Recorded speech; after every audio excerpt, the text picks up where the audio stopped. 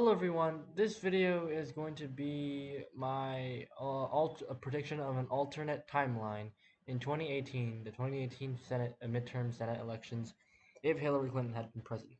So if Hillary had been president, the 2018 midterms would have been a red wave. It would probably just been a repeat of 2020, 2014, a red wave. Hillary would be highly disapproved of, I think, and she'd be people wouldn't like her, and they would shift towards the Republican Party. So it would just been Trump won in 2016, 2018 was obviously a blue wave because the opposite party. Hillary would have been the opposite of that. So yeah. Alright, so we're gonna start with the solid reds. So the solid reds would be Texas. Texas in this case, yeah, would be solid red, not like Ted Cruz in 2018, who better work. He was close. In this case, it would be solid. Wyoming, Utah, the Mississippi Senate races, Tennessee. So I think those would be the solids, the solid R's. And then solid D's: California, Washington, New York, Vermont, Massachusetts, Rhode Island, Connecticut, Maryland, and Delaware. And those would be this Hawaii. Actually, in this case, I think North Dakota went 11 points, even in the blue wave. So I think in a red wave would be solid red. So yeah. And for the likelies, for the R's, Indiana, Missouri. Yeah, I think those would be the likelies in this scenario. I think West Virginia, Manchin, he wouldn't. I don't think he would have survived because he barely won in 2018. He was a conservative Democrat, and it was a blue wave. In 2018, Democrats just nationally they're not going to be popular. I don't think he's going to survive it because Trump won the state by 42 points, I think. So I don't think he would have survived. He probably would have lost by quite a bit, and then.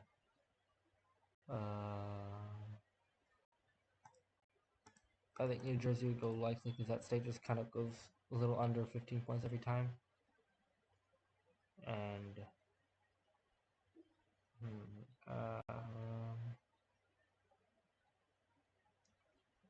then I think Minnesota Klobuchar, that would have been by a likely margin. She's very popular. There, she won by a safe margin in 2018. In a red wave, it would be slightly reduced. So yeah. For the leans, Arizona, Cinema wouldn't have flipped this if it in a red wave year. Flake, this is Flake's seat, but I think McSally would have won. Ohio would have been lean. Brown would have lost because of the negative appeal that Hillary Clinton has if she were president. Yeah. And then for the lean D's, Angus King, that would have been closer. It wouldn't have flipped, but that would have been closer. Oh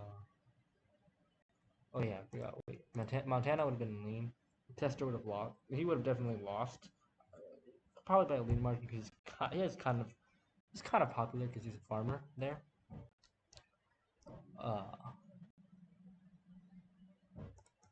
And I think Virginia. No. Okay, so in this case, Tim Kaine would be vice president. He wouldn't run. But he had a very controversial opponent in 2018. Corey Stewart is very controversial, so he lost by like the safe margin. I think 16 points. In this case, I think it would be much closer. So I think it would probably be lean D. Virginia instead of safety like it was. It would be lean D. So yeah. Oh yeah. Also Tina Smith. That would have been lean D as well. She won by I think a likely margin in 2018. So in a red wave, it would be lean. I